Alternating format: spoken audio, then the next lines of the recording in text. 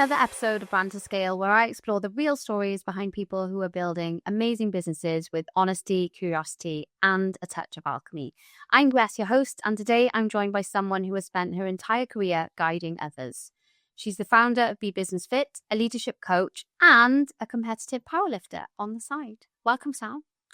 Hi, Jess. Lovely to see you.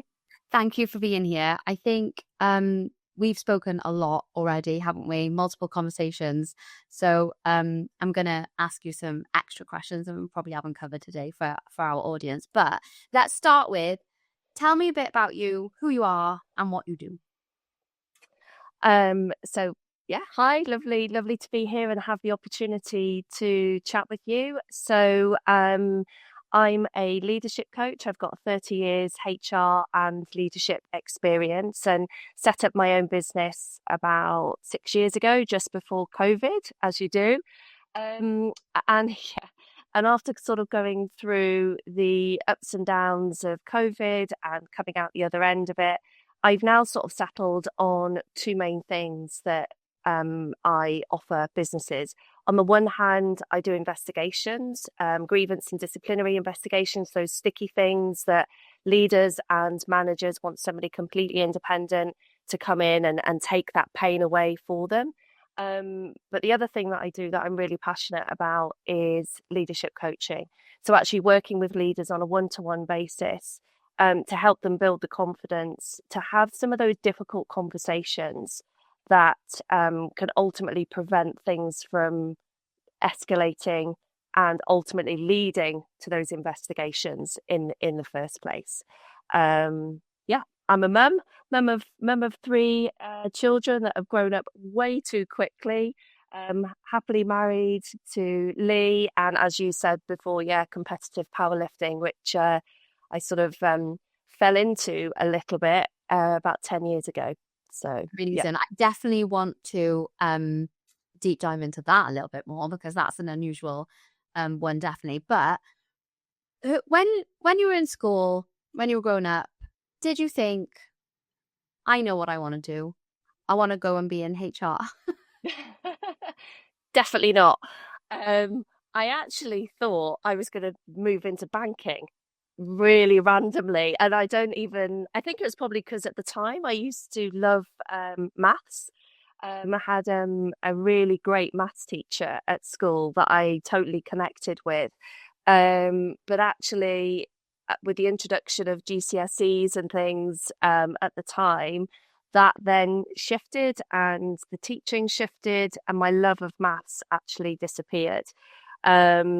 And instead, I thought I was going to go and do A-levels, and much to my grandparents' horror, I went and did a BTEC in business studies to give me the kind of that all-round understanding, I guess, of the business world.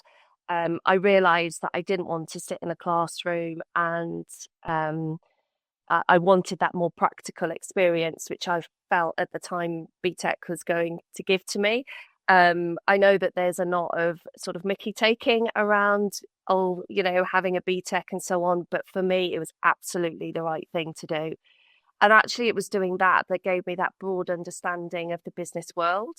And also, it was that I realised that actually HR was something, or personnel, as it was at the time, was something that was interesting to me. And I decided to go on and study it further at Liverpool. Yes. Yeah. Wow. So that's how I know. It's weird now, like HR, it sounds really cold, doesn't it? Like the term sounds really cold, and it does conjure up images of like disciplinaries and all of the horrible stuff that you seem to hear about HR, and probably HR people get a bad rap as well. Yeah. But what is it that is fascinating to you about it, and how do you get fulfillment from that in a starting your career? Yeah, and it's interesting what you say about HR getting a bad rap, because very often things are HR's fault, and things are kind of blamed on HR. HR are perceived to almost kind of be a body rather than individuals, and and people that actually work in a department. But despite all of that, for me, it ultimately comes down to wanting to be able to help others. That's kind of my driver, and probably always has been throughout my whole career. I think I'm a natural, what comes to me is I am a people pleaser, and I know that that can be a negative thing at times because it can lead to other things.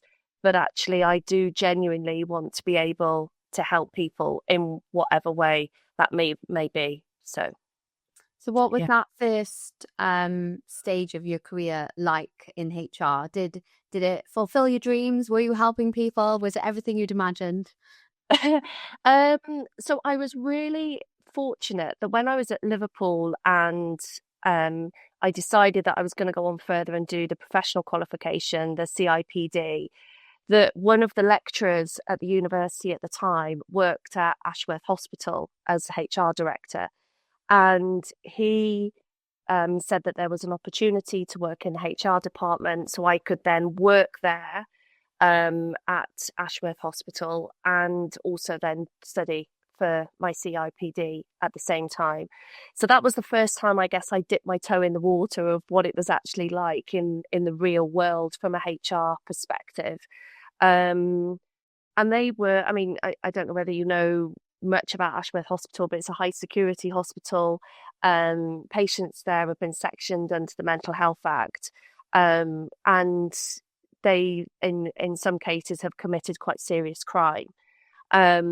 So the environment in which you're working, so you're walking into an environment very high security, and it can feel, because the high fences and things, almost kind of prison like. But naturally, the people that are working there, the nurses that are working there, it's very high stress environment. And I think kind of what I learned looking back at that is the importance of teamwork, the importance of everybody actually working together and supporting each other.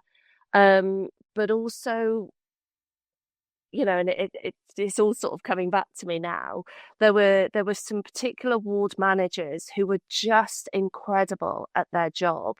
And as leaders and managers, they were just very visible. They were always kind of walking around, not only obviously making sure that their own members of staff were okay and that the patients were being well looked after, but they were just making sure that they were constantly walking around. They just didn't just sit in their office. And I think there's a lot to be said for that. That visible leadership is so important, I think, regardless of the job that you're doing. I think I agree. Yeah, you always get the picture of, the CEO or the MD in this, like, the 11th floor in a glass office. You can't get to them via, like, unless you book an appointment with a secretary or something, Mad Men style. Yes. You think it's in the past, but it still happens, doesn't it? I'm sure you've seen it. In your, but was that the first time you were like, that's good leadership? I understand that is important. Were there any instances during that career that you saw it from the other side, the invisible leaders, or any other behaviors that you thought, wow, that's not right? Oh, absolutely, 100%.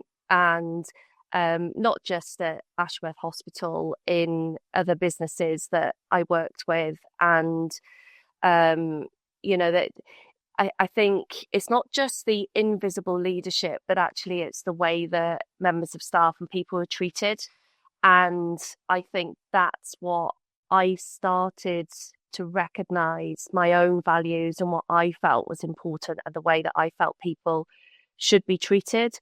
And there were times that, people weren't being treated as human beings, and the negative impact that can have, not only in terms of costs to the business, but actually reputation, because that news spreads, and people get to hear about it very quickly.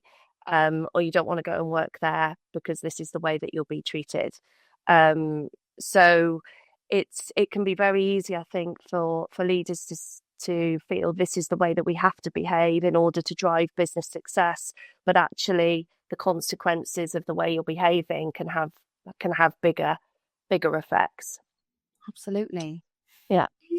Is there a moment within your career then where you're learning all this and observing all this from leaders and businesses you're working in? What was the trigger moment then for you to go, actually, I'm going to go and become a leadership coach or build my own business? Was there a lead up to that? Was there a happening? Like, what was the situation that made you make the leap into business ownership? So it was when I was working at Vale, the global mining organization. We'd just gone through a huge restructure. We'd had to make a number of employees redundant. We'd closed the site. We'd had a senior leadership restructure. And at the time, I was responsible from a HR perspective for 5 refineries, 3 in Asia and 2 in the UK. And when you're heading up HR and then 2 of those sites are closing, you can kind of see the writing on the wall that although you're actually making and going through a redundancy program for the organization, you think, actually, I think my own role here is going to end up being at risk. And it was. The organization gave me the opportunity to relocate to Canada, but it just wasn't the right time because of family commitments. And although I was hugely grateful to even be considered for that opportunity, I actually decided I was going to take the redundancy and decide what to do. And I was working with a coach at the time, and I always thought that if you're going to, I wanted to be a leadership consultant in the future, but I thought I'd be doing something I'd do in sort of my late 50s, 60s, sort of fairly close to retirement, and not in my mid 40s as I was at the time. And he actually talked me through that whole kind of process. Well, what's holding you back? Why can't you? And really sort of held the mirror up in terms of the experience that I had, and said, if somebody came to you and said they've got 20, 25 years experience working in the types of organizations that you have, would you say that they don't have enough experience? And it was really that made me go, okay, I'll give this a shot. And so that's what I did. I decided to set up my own business when I was made redundant, took the plunge. And that initially was about supporting organizations with generalist HR. But it's really kind of over the last probably 18 months or so that I've settled on, my passion with leadership coaching. I've always loved working with leaders, learning from leaders, supporting leaders, coaching leaders. And now I'm able to sort of do it within my own business, which feels really rewarding, actually. I bet it does. Yeah. You mentioned that you had a coach around that time as well. So the value of coaching was already there. Like you knew, mentorship and coaching is something that people should be seeking. What made you seek it? And what learnings did you get from your coaching experience that you've transferred into the way that you work? Yeah. So while I was at Ballet, I again was hugely fortunate to work with the best leader I've ever had the privilege of being able to work with. And there were many great qualities that he's got, but one of them was absolutely having the faith in my ability, and he could see, I guess, whatever it was, potential, and he wanted to be able to support that in some way. And although, that there was, I guess, informal mentoring that he was giving me nearly every single day, and exposure to things within the organization, he also saw the value of actually having a coach and having the space to actually talk about things that are going through your mind that I didn't necessarily want to talk through with him. Yeah. He himself had a coach, and so he knew the value of having a coach. And actually it was really from there, sort of actually experiencing it and seeing how much it did help me. And I was going through there were so many challenges within the organization with all the redundancies, dealing with a lot of internal politics, trying to keep a lot of stakeholders happy. We were doing a lot of union negotiations. I was traveling backwards and forwards to London. I was traveling overseas, as well as sort of trying to be a good mum and great wife and friend. Yeah. So actually having somebody totally independent that I could just almost kind of sanity check myself was really helpful. And there was definitely some rocky times where through that whole process, I was like, oh, you know, I'm just going to jack it all in. I'm just going to, I'm done. I'm exhausted. And he was the one that really helped me to think about my resilience and how I could build on my resilience and just keep on going, and have the kind of like these little pockets of things that would keep me going, and just being able to talk that through with him was yeah, incredible. And we're still in touch, which is good. And I are with the ballet leader as well. So that's yeah. good. How do you break up with the coach though? Like if he was your coach for that long and you had that period of time and then you suddenly are starting your own business, how was that conversation? Sorry, I don't need you anymore. You've coached me to the limit. I'm all good now. Yeah, so in coaching there is like the ending element, and there does come a point where you come to a kind of that natural conclusion, and there is a conversation that you have where you actually feel that now is the right time and that is okay.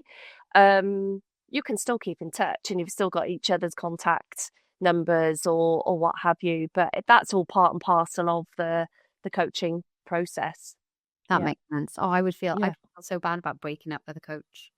No, it's very normal. That said, we have had to do it, but that was because we closed the business. So shout out to Cass, our business coach, who got us through some super rocky times. But I agree, coaching is important, mentorship is important. So transitioning into Be Business Fit now, what is the first? You're leaving this really massive corporate environment, I assume, with lots and lots of contacts, knowing lots and lots of struggles people have. So was it easy is the wrong word, but you know what I mean? Like, did you have opportunities ready to go when you did that transition, or was it a, staged approach? No, I didn't. And it was very much like, from day one thinking, oh my God, what the hell have I done? And I think even, not so much now, but definitely over the last sort of 5 years or so, you go through these ups and downs of thinking, oh, is this really worth it? Do I just go back into corporate life, where that you've got that guaranteed income every single month? You don't have to worry about what is coming next. You don't have to think about marketing, invoicing, business development, let alone actually what you love doing on top of all of that. So there's definitely been those rocky moments. And so no, I didn't sort of go into it with contact. I mean, I had contacts, but not in terms of work ready to go. I had to sort of build all of that. But it's kind of recognizing the importance of your own network and the people that you do know, and kind of building those strong relationships, I think is so important. And you have to put yourself out there if you want to grow your business, and that can feel really awkward. But nobody else is going to do it, so you've got to do it. If it's your business, you have to, put yourself out of that comfort zone and go and feel awkward and go and talk to people. Yeah, because no one else is going to do it. 100%. What was that like then in terms of the mindset shift? Because you're in a business, you're leading HR for this massive organization, you've got that security, you know what you're doing because you've been doing it for years, and then suddenly you're responsible for all of the elements within that business that you're growing. That's a different skill set, a different mindset, different confidence level that you have to do it. Did you do any work around that? So I think some of it is education and learning so things like accounts. Although I've understood to some degree budgets and the importance of sticking to budgets and so on, I didn't study accountancy because I didn't want to do accountancy. I wanted to do it, and now I have to do it. And I think what I have learned over the years is the importance of finding the right people to be part of your team effectively. So although it's only and it's only me at the moment in my business, there are partners that I have that I work with that that will now support me. And there's certainly been times when I've worked with certain individuals that haven't been as supportive as I've needed them to be. And you have to cut ties. You have to, because you have to then think, this is my business. I want it to be successful. And if you don't feel that you're getting the support or the service, or you feel that you can ask sometimes what might appear to be quite stupid questions, but ultimately you have to understand the answer to those questions. If you don't feel that you can ask those questions with those kind of key partners, whether that's your accountant, whether that's your marketing professional, your business coach, whatever, if you haven't got that sort of relationship, I don't think they're the right person for you. I feel that I have now got that in place, but it's definitely been a journey to go on, for sure, and still is. Yeah. Surround yourself with the right people is really, really good advice, definitely. So that's probably a nice segue into what I know you're most passionate about, which is leadership, coaching, behavior. How important is it to like who you work with? How important? So, as a leader, or if you're employing people, let's put it from that perspective, then how important is it to like who you're working with? And is that a different question to be able to have those conversations, in the right way? Like, what's the difference? Yeah. So I think as a leader, you're not necessarily going to like everyone that you work with, but you have to find a way that is professional and appropriate, and where you can build a relationship with people. Of course, to have the best working environment, we will all work with people that we love to work with. But the reality is, particularly in bigger organizations, that is going to be really difficult. And you're going to come across people that you don't necessarily connect with as strongly as others. But what is really important is that you make the effort to try and build the relationships and think about your own values, your own behaviors, and what it is that you can do differently to build that relationship with those other people. I think that's crucial. And sometimes that doesn't happen. People don't have the time, or they don't feel that they've got the time to build those relationships. And I think that's then when things can go wrong and things can start to fall apart, because neither party is making the effort. And that's when suddenly misconceptions come in, misunderstandings, people start working in silos rather than actually collaboratively. And very often people forget that actually you're all in an organization or business to work towards one common goal. And if you're not, and ultimately that's what you're all there for, is to achieve whatever it is, the objectives, the vision of the business. So you might not necessarily get on in terms of you would socialize with them outside of work, but ultimately you need to find a way of how you're going to work together to achieve that business goal. And I think that's so important, and leaders have to lead by example. I know that's a cliche, but it's just so true. I think it's something that just often gets ignored and left. Yeah, I definitely agree. And like you, I've seen some examples of really great leadership and some examples of absolutely diabolical leadership that leaves you, head in your hands, like this can't be reality. But what does that mean? What does that mean, lead by behavior? What is that good behavior that person should be showing as an example? I think a lot of it comes down to taking the time to listen and um and just be there for your team. So we talked before about visible leadership, and hybrid working is, I think, is has been fantastic because businesses have been able to continue to operate through COVID and beyond, and it's really helped to support businesses and individuals to work from home or wherever it might be at the appropriate time. But equally, I've also seen instances of where leaders then are less visible because they are hybrid working. And then people then, with lack of visibility and lack of communication, people fill in the gaps. They start to make assumptions about things that may or may not be happening, which may or may not be true.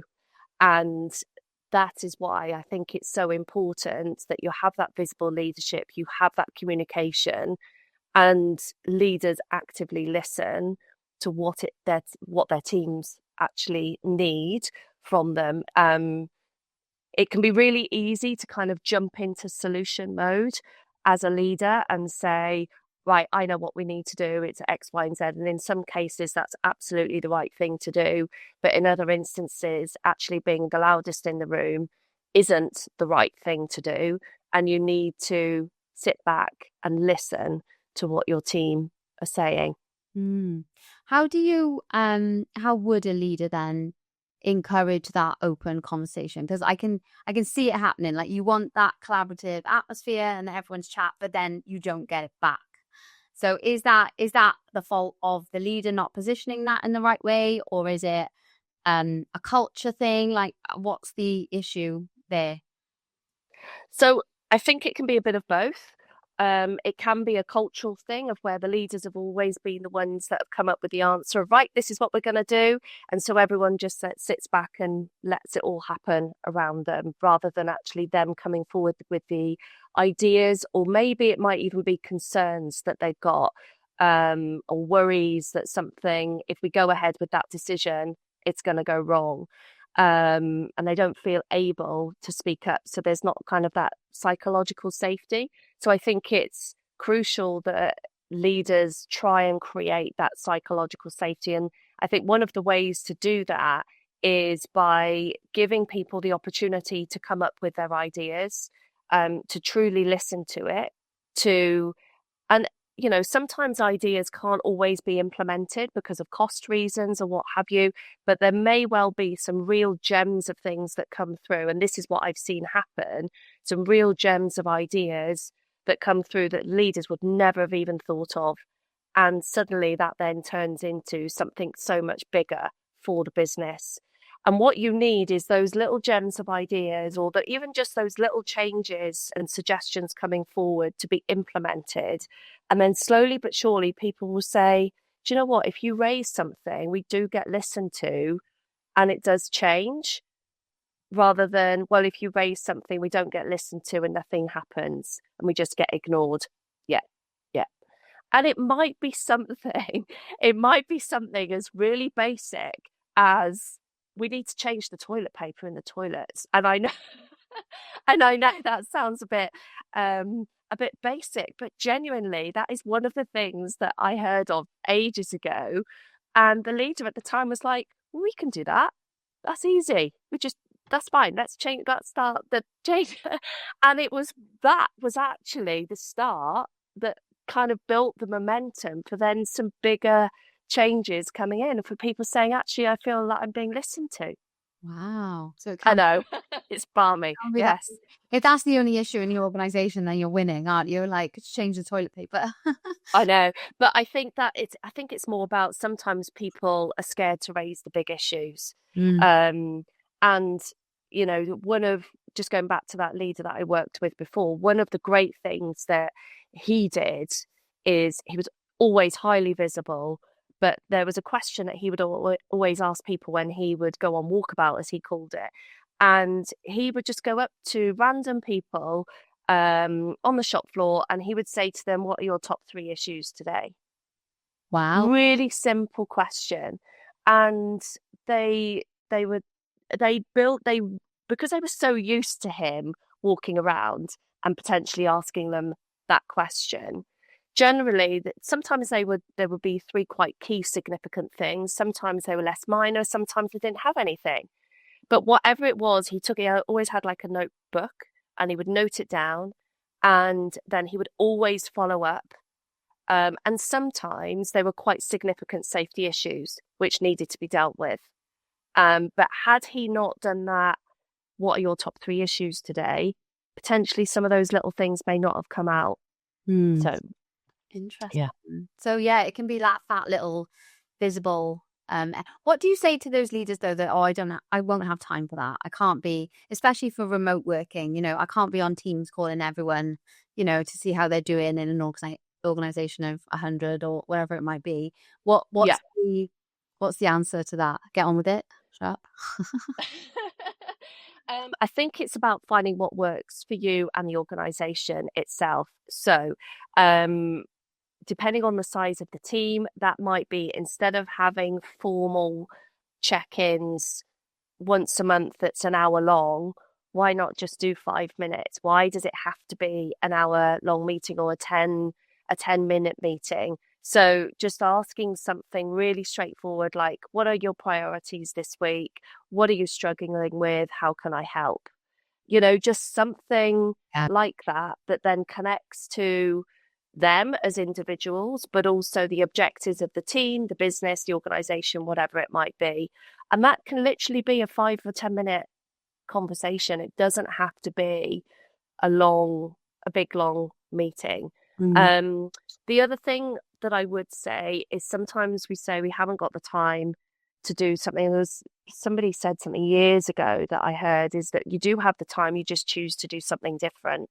And that different thing might be business related. You're looking at budgets, you're focusing on targets and so on. But what I see time and time and again, particularly with the investigations that I deal with, is that things get kicked under the carpet, they get ignored, they get seen as it's nothing major, I'll deal with that tomorrow. And instead, that lump under the carpet just gets bigger, and then you end up tripping over it. Mm. And it's that ends up costing the business in the long run. So by having those short, regular conversations, whether that's on Teams, whether that's in person, whether that's walking down the corridor after a meeting, whatever it might be, can really pay off Yeah. in the long run. Acknowledgement, isn't it? Acknowledgement of Yeah. the people Yeah. that work with you. What about things like so I've heard quite often from when I have these conversations, or I worked in this organization or this business over here, and one of the common things that come through is we just never got thanked or appreciated or any sort of recognition for anything well done. The only time the communication happened was when something was going wrong. Yeah. That just seems to be a thing that is just happens. Are you seeing that? Is that still happening in Definitely. Yeah. Yeah, unfortunately, it does still happen. And even just last week, I was talking to a manager who said exactly that. She said, we've had a particularly busy week, and the director hadn't kind of recognized that, and instead focused on the stuff that had gone wrong rather than the stuff that had gone right. And the impact of that can be quite huge on engagement, and the way that somebody feels. And if you say thank you to somebody, no, for just something small. We all know what it's like. If somebody said, I am so grateful for you being able to support me in the way that you So did yeah. last week. Exactly. And if they add a bit extra on top of that and say, if it wasn't for you doing what you did for me last week, I would not have achieved that business objective or got that deadline completed. The difference that you made in helping that was huge. Mm. Suddenly that's going to make you feel so much better about you doing your job. And to the extent that then you're going to hopefully do more of that and you'll keep on doing more of that. You'll feel more connected to that manager that's given you that feedback and you're going to want to do more for the business. But conversely, if you're not getting that feedback, it's then, why am I doing this? What's the point? And also you start maybe questioning your own ability in terms of, am I doing a good job? Am I doing the right thing? Am I on track or not? So the power of recognition, I think we all, whatever level of a business we're at, can underestimate it. And I also think you don't necessarily have to be a manager or a leader to give recognition. Anybody can give recognition to anybody else. Yeah. And often I think it's left as a manager and leadership position, but actually, whether you're just in the member of a team, what's to stop you from demonstrating those right behaviours and actually thanking your own teammates or people in other departments, you know, for work they've done for you. Absolutely. Thanks for having my back, or, whatever it might be. Yeah. Um, with that sort of behavior element, we kind of talked about communication and recognition and visibility. What other traits or behaviors do you think is, non-negotiable, like should be happening, critical to business success, that should be going on that aren't? I think so. The whole bit around having values written on the wall is, we all see it, don't we? You sort of walk into organizations and businesses and you see them and they all look sort of pretty up on the wall and well branded and everything else. And then the way that those behaviors are actually demonstrated is something completely different. And people say, oh, yeah, they put that on the wall, but the reality isn't happening. And I think as leaders, it's important to look at those values that you've got in your business and actually say, do we genuinely behave in line with them? So if we say that we respect everyone, are we on time for our meetings? Are we cancelling one-to-ones? Are we giving people the development that they need? Does everyone know what's expected of them? And if that isn't happening, then are you actually behaving in line with those values? So I think that's probably one of the biggest things. I think it's like the foundation of it all, to be honest. Yeah, definitely. And it's good to do those values exercises, like we do it, we go through it with businesses, and then you have to ask those awkward questions around, well, are you actually embodying that? And as a leader of that business, are you aligning yourself to those? Because why should anyone else that works for you show up to that meeting on time if you're not showing up to that meeting on time, or treating people with respect if you're not? So it is that lead by example. I remember going into an office building once, and it was a similar thing. It was like all the beautiful mural, like it was all there, and it was like approachable, always ready. And the receptionist was really rude. And it was like, okay, good start. So I don't believe anything that's written on that wall now. It's blatant contradiction, definitely. Yeah. It's one of those exercises, I think, that gets done at the point of like a rebrand or a new business, and then they kind of get forgotten. So is there any advice you would give to people on how to keep those values alive, how to continuously communicate them, and how do you measure against it as well? Because how can you be everywhere all of the time and check people are turning up to their meetings, Yeah. I think so it's about creating the culture that it's okay and acceptable to almost to challenge when we don't see those behaviors, but also recognize when we do. So very often it can be seen as, oh, I couldn't possibly mention anything to a leader about the fact that I didn't feel that they were acting and behaving in line with certain behaviors, because surely that would be career limiting, like, and genuinely that's how people would feel. But I've seen where it can work and how it can work, and that but also if you've got leaders that are actually behaving in the right way anyway, then it's not good. It's going to be much, much less of Mm. an issue.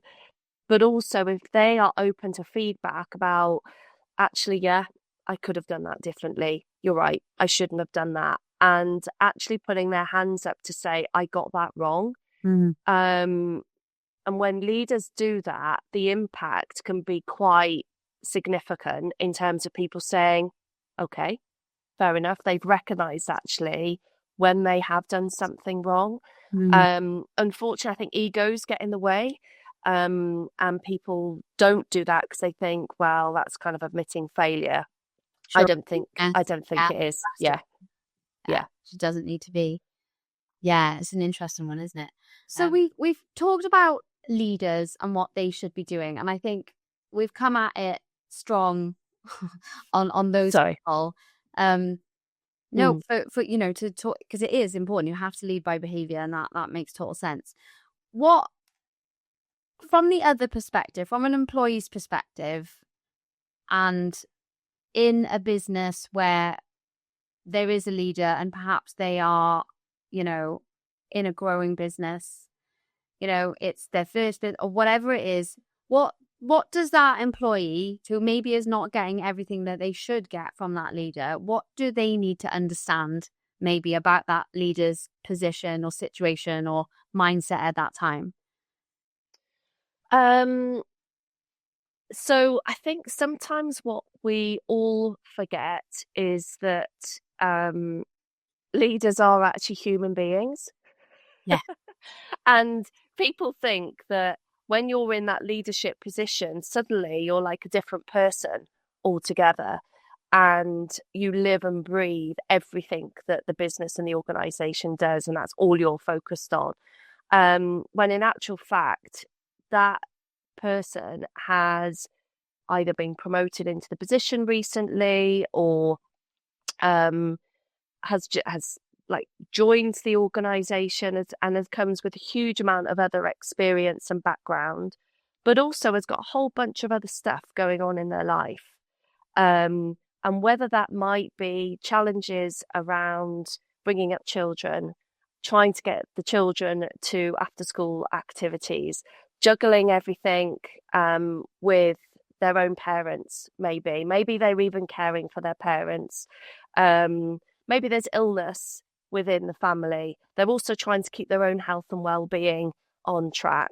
And there's all this other stuff that's going on in their lives. And very often people don't see that with managers and leaders. And I think that's the one thing that I would encourage anybody to really think about is, although, yes, that person's coming into work and they're doing a job, they've also got a whole bunch of other stuff going on. And I think it's just as important as an employee to try and get to know their own leader as it is for the manager and leader to get to know their team members. It needs to go both ways. Yeah, 100%. Like everyone's got their own reality going on, haven't they? And yeah, I think this goes for everyone, really. It working in at whatever level is, you sometimes have to feel like you need to put on a face or a show to show up that day, even though you're not quite feeling it. And then one comment or something can send you reeling that you wouldn't have taken so personally the day before. And there's all of this nuance and complexities going on. And it's not just boss, employee, or the other way around. It's like human life, isn't it? Yeah. And that's the challenge. How important do you think empathy is? Oh, hugely important. And I think regardless of who you are, what role that you're in. And I think it's different to sympathy, because very often the two can kind of get mixed up. But I think empathy of trying to understand what it's like to walk in their shoes. You're never going to know what it's like to walk in that other person's shoes, because you're not them, you're not living their life. But just to try and empathize and understand and appreciate some of the things that they're dealing with can just give you a different perspective. And it goes back to the point I was making earlier about listening to what people actually are saying, and taking that time to get to know someone. Absolutely. So yeah, I do think empathetic is important. Yeah, huge. You touched on it a little earlier around, a leader or a manager might have been promoted into the role, or they've come from a different department, or wherever it might be. What are the dangers of that? Because you talked about this before, you talk about it a lot around that person not being trained, fully equipped for that role, and then sort of being left to figure it out without the training. So why is this an issue, and why does it happen, and what are the dangers of that sort of dropping them in it and leaving them to it? Yeah, so we see it all the time, don't we, where people they're doing a brilliant job technically, and then they're like, right, we're going to promote you into a team leader position or head of department, or we're going to promote you to director or whatever it might be. And suddenly they're elevated from that position of being a technical expert and working with a team of other colleagues. And suddenly they've now got to manage that team of colleagues, or they're kind of gradually working their way up the business. And then they get to whatever level it is and they go, oh my God, how on earth did I get up here? And they're kind of thrown into this situation of now they've got to manage people. So they've studied or they've got this experience around this technical expertise that they're doing, and now they've got to manage people, and they didn't train in how to manage people. And there's a graph somewhere where the more senior you get in a business or organization, the more people issues you deal with and the less technical stuff you're actually dealing with, which is kind of what you trained with in the first place. And very often that's the bit that gets missed. People get promoted into positions and then they're not given the support to deal with the people stuff. They can deal with the technical stuff that's going on. If their team members come to them and say, we need help with this, that, and the other, they can do it. But if then there's conflict going on within the team, or they need to start having performance conversations, or they are talking about, I want to do more recognition, or how do I need to behave as a leader? Suddenly, they don't know what that actually looks like because they haven't had the support or the training. And that's where I see it can go wrong. And it can lead then to people feeling, well, they used to be a member of the team and now they're kind of looking after us and they're not dealing with that issue over there, and there's this problem over there and those two aren't getting on, and what about that department over there? Are they going to sort that issue out and get them working with us more closely? And what are they doing anyway? They've been promoted and they're not even performing in their own job, and it can create this real negative animosity that in itself can lead to issues down the line. Yeah. What's the solution? And it makes total sense when you say it, doesn't it? But it just seems to be that it's just always happened like that. What do you do about it? But are the people who are promoting these people into leadership roles waiting till something goes really drastically wrong to fix it? Or are they starting to, because there's a lot of talk around leadership now and culture and how that needs to change. So is this coming into the part of the conversation about that coaching, that mentorship support being built in as roles are being promoted? Yeah, I think so. And I don't know why we don't do more of it. I genuinely don't. So when people get promoted into positions, very often we go, right, now let's put them on a training course. So they go on a training course, and that might be on site, might be off site, or whatever it might be. And that training course might be fantastic. And they'll get a nice certificate after it, and they might be given some really great tools, things that they can implement. But then after they've left that classroom, they then have to implement what they've learned into practice. Reality then really kicks in, and they go, I've actually now got to have that difficult conversation with a member of my team. And although I've got these tools, how am I going to do it? Oh, hang on a minute. I've got this issue over here that I need to do. Oh, I'll leave that for another day, and I'll deal with this other thing that I'm much more comfortable with dealing with. And I think that is where coaching can really support people. I think leadership coaching can support people that are new into role, that, to set them up for success, give them somebody that they can work with for 3 to 6 months to really focus on the key things that they might need support with in those initial 3 to 6 months. If they've had some training, give them a coach to help them implement what they've learned from that training. If they're more senior in the business, and actually there are, like I've had in the past, where you've got some really difficult decisions and challenges and conversations to have, and you need somebody completely independent to talk to about it, leadership coaching can help with that. I'm not saying it's the magic wand for everything, but I genuinely feel that we could and we should be doing way much more of it, and potentially saving businesses thousands and thousands of pounds. There's an absolute startling figure that ACAS have published recently, that conflict costs businesses £30 billion per year. Wow. Which is just absolutely, it's a frightening figure. And it's some of it and I can really get on my soapbox now about this, and I'll try not to. That's what you're here for. But people, they're nervous about having conversations because of the potential implications. So with employment law changing in the way that it is now, people are nervous that what if I say the wrong thing? What if I sit down and have that difficult conversation with somebody and I mess it up? Or am I going to get accused of discrimination or harassment? And so instead, what they do is they don't have that conversation. And this is then when it leads into investigations happening, and it potentially leading to tribunals and legal costs and so on. And that's what I want to change. I want to flip that. Let's not spend money on investigations and legal costs and going to tribunals. Like, the tribunal system is massively overstretched already. I think there's somewhere in the region of, like, they've had an extra 10,000 cases just in the last 12 months. And with employment law changing, there's the potential that that's going to go up even more. So let's not do that. Let's flip it.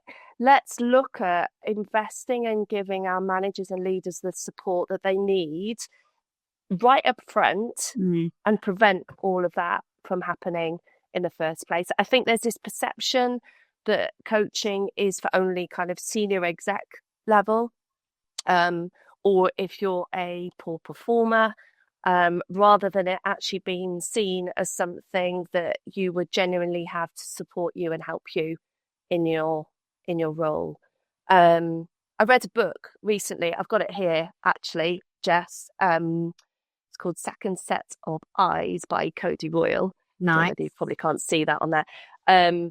But funny enough, there was can I read a quote that he's put in there? Is that all right? I don't know whether that's like appropriate or not, but anyway, but he says it's a great book, by the way, for anyone interested in leadership coaching. And he talks about how leadership coaching can support. It's actually more to do with the sport industry, but it's there's so many crossovers into the business world, and he does talk about that as well.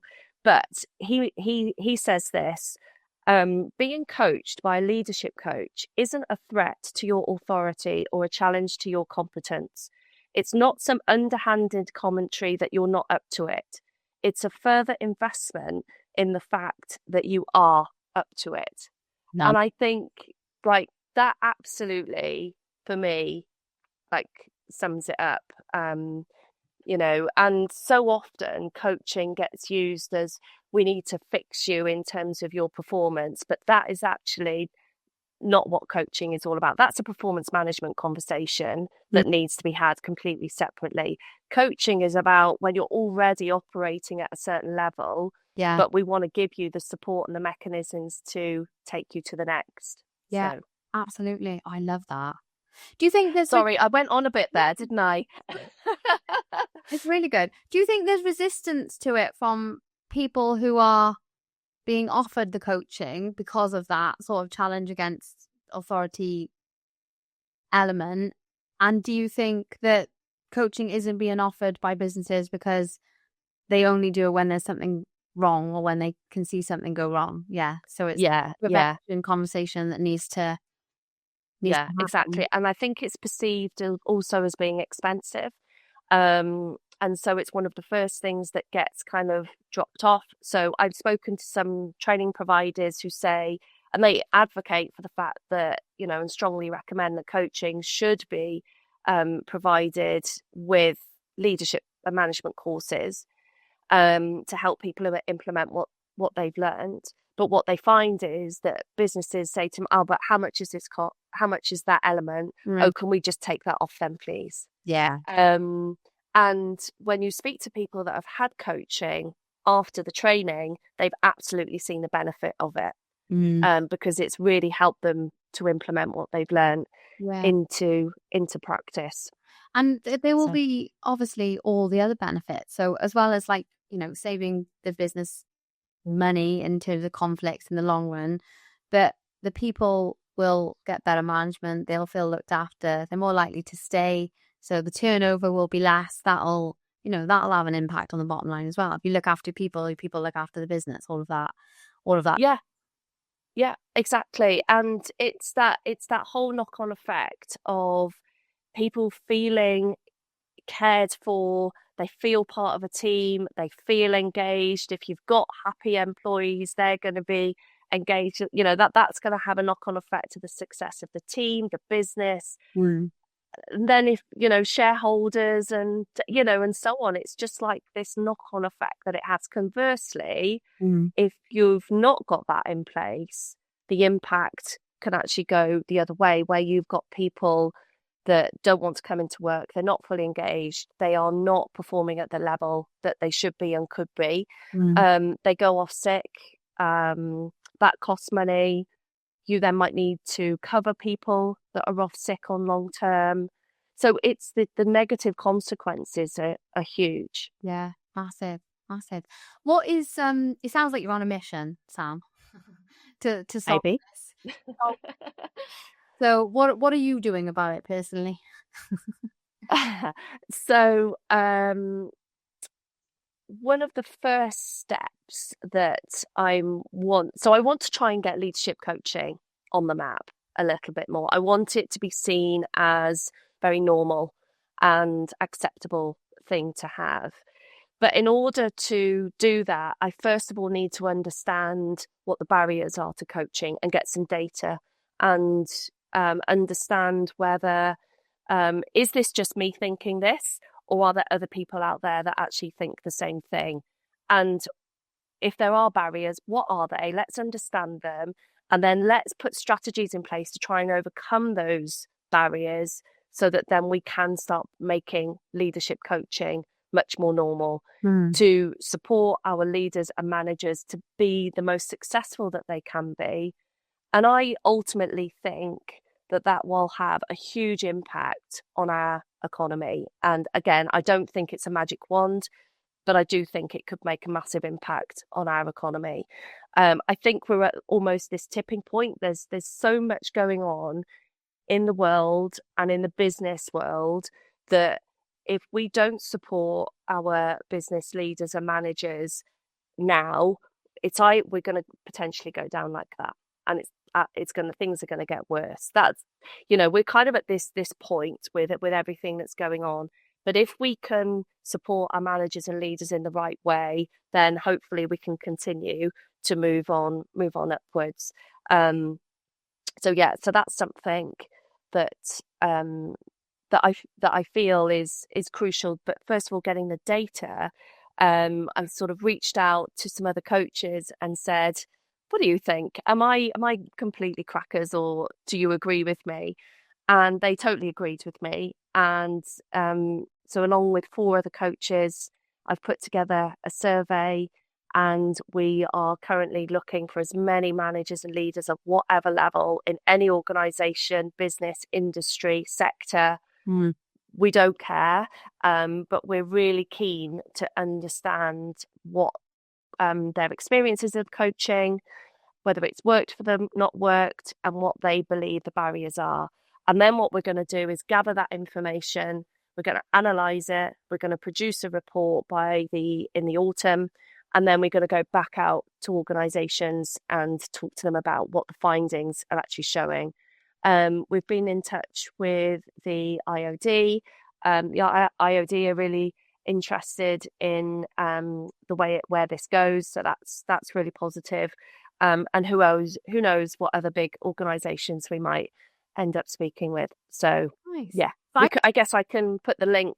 Yeah. Can we put the link in the We will podcast put in later? the comments. Yeah, definitely. To where you can find that survey. I think it's a really timely conversation, isn't it? Definitely. Where people need to feel supported to do their best work, really. Otherwise, they're going to move on. Yeah. Yeah. Really, definitely. Exactly. What? This is only because I'm really curious.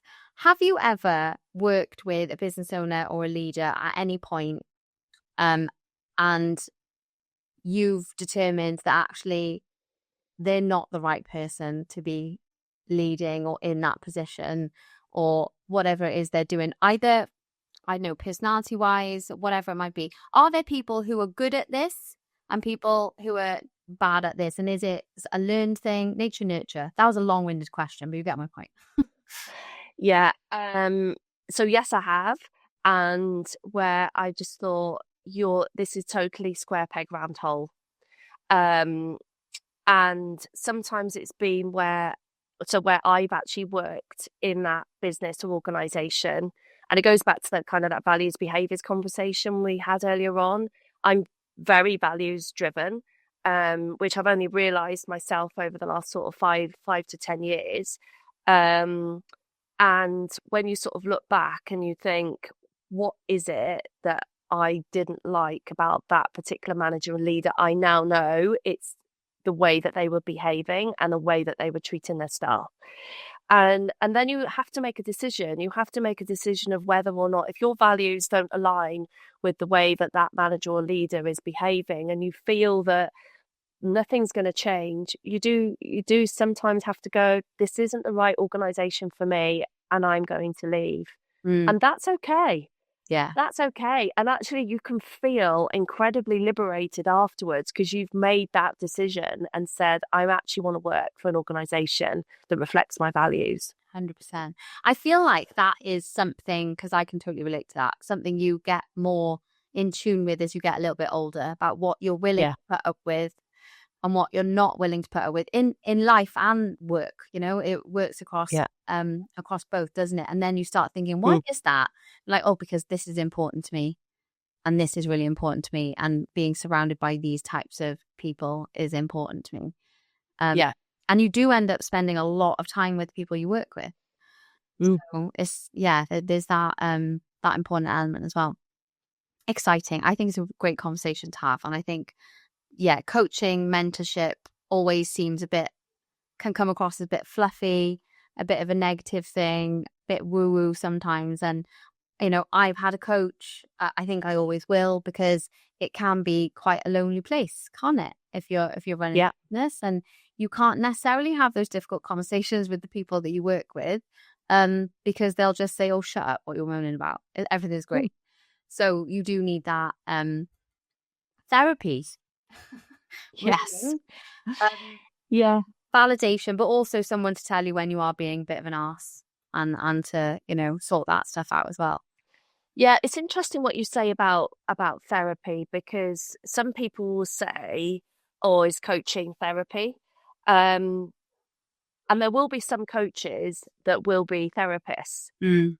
That's not me. That's not my approach. And I think that's what's really important, that when you are going to have a coach, you're really clear about what it is you want to get from the coaching experience. Yeah. So, and you're really clear about the objectives of what the next 3 to 6 months are going to look like and what you want to achieve by the end of it. Okay. And that might be about building relationships with stakeholders, or increasing the way that you communicate, or you've got some big presentations coming up, or you want to get to build stronger relationships with your team, or have difficult conversations, or whatever, deal with internal politics, whatever it might be. It's being really clear, what are those objectives right up front? Because then as the sessions go on, you can also check in and go, right, how are we doing against these objectives that we originally talked about, and are we on track? And if, for me, if it ever does kind of think, actually this is turning more therapy, it's then, actually, am I the right person for you? Yeah. And there then might need to be a separate conversation of, actually, if that's what you're looking for, maybe I need to signpost. So what's yeah. the difference then between therapy and coaching? So I'm not, because I'm not a therapist, I guess I could just like I can give my take on it. Yeah. So therapy feels much more gentle, and much more, I guess the empathy there would be much more significant, and slow and careful. Whereas coaching, I believe, for me, it's actually about having that challenge and Action. pushing you and encouraging you, and absolutely kind of that action. So what are you going to do as a result of our time to get, our session, or what have you, rather than it being more of a gentle session. It's definitely about, this isn't about having a cozy conversation. This is about having a challenging one. Nice. Okay. Yeah, that makes sense. I want to come back to something you said when you were quoting from the book. You said about sporting analogy, and I know that there's quite a lot of comparisons that you draw from leadership coaching and the sporting world. Is there a reason for that, Sam? I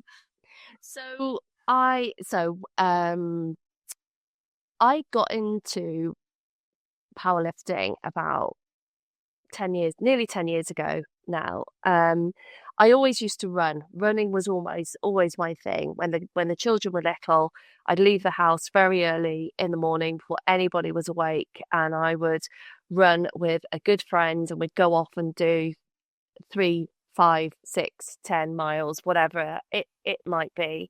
And that was always my thing. Did lots of half marathons and a couple of marathons and things. And one day we got a flyer dropped through the door for a local gym that was opening, CrossFit gym. And Lee, my husband, said to me, "You should do more lifting. It would really help your running." I was like, "Oh, yeah. Okay." So anyway, went along and absolutely fell in love with it. And it was really through doing CrossFit that I then fell into powerlifting. And a really good friend of ours has been a competitive powerlifter ever since the age of 18. And he also encouraged me to do it. And yeah, so then I just started competing, and now I'm a competitive powerlifter with a couple of Welsh records, and that's quite exciting. It's exciting. Very exciting. So you've got a competitive spirit, definitely. Yeah, I guess so. I never thought I did, or I've never thought of it like that. But yes, I suppose there's a bit of me that's competitive. It doesn't sound like you sit still for very long. Always on to the next thing, new idea. What comes next? Yeah. So what is next for Be Business Fit? What is the next challenge, or what does the next 5 years bring, do you think? So I'm really keen to see how leadership coaching can grow. That's kind of the real passion that I've got. I'd love to see my own business grow. I've recently taken on an intern, and so she's working with me for the next couple of months. And that gives me an opportunity to also think about whether I look to take on somebody else on a more permanent basis.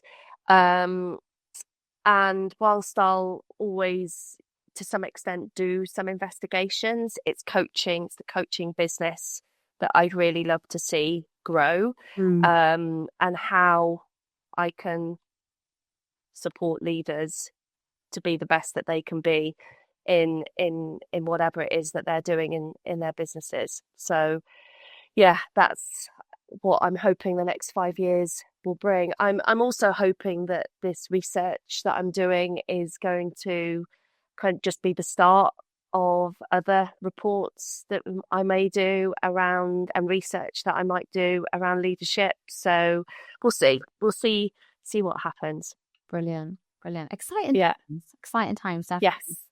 If there's someone listening and they have thought about coaching before, thought about leadership coaching, but haven't ever quite got around to investigating it, asking them, what would the thing that you would say to them be? What is it? Is it to, ask these questions when you're interviewing coaches to make sure you get the right, or is it just, what's the first steps that they should make if they are interested?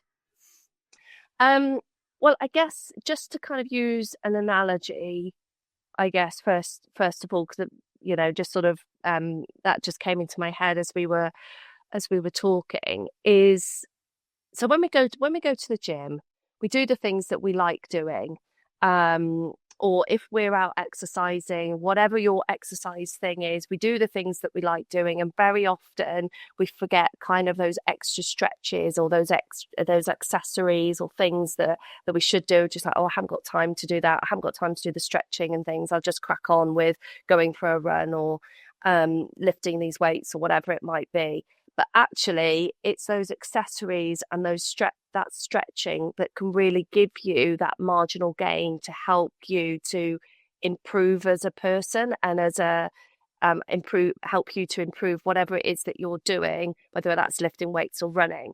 And I think the same is applied in terms of coaching. So leadership coaching, as I've said before, it's not going to be the magic wand that solves everything, but treat it like an accessory. So when you're recruiting for a management or a leadership position, think of it as that extra thing that you could give that person to set them up for success. Yeah.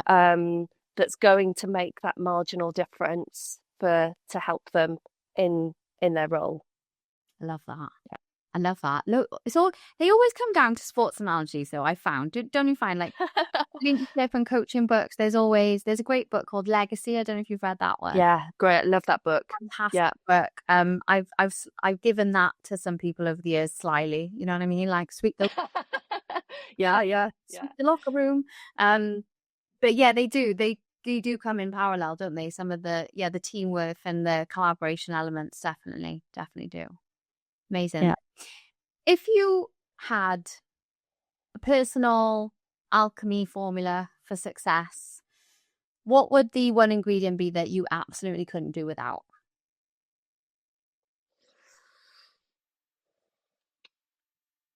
So for me, I think it has to be having your family, your friends, your true trusted advisors right with you. Earlier on we talked about having the right people, having the right partners with you. I think that is so crucial. The people that are going to have your back, that are going to be there to support you, that are going to challenge you, push you on, keep you grounded, like they're the ones that you need. And I think, so personally for me, without them, I would never have been able to achieve what I achieved in my career to date, and I'm still doing now, without that group of people. So that for me, I think is my alchemy. And we all know who those people are, those gems of people that we've got, who will tell you how it is, who will tell you when you're doing something that you shouldn't be doing. But will always have your back, and will challenge you as well, and keep the faith in you. Yeah. I love that. What a beautiful way to wrap up that amazing conversation. Thank you, Sam. You're very welcome. Thank you for the opportunity, Jess. Thank you so much for listening to this episode of Brand Scale. Look out for another episode dropping very, very soon.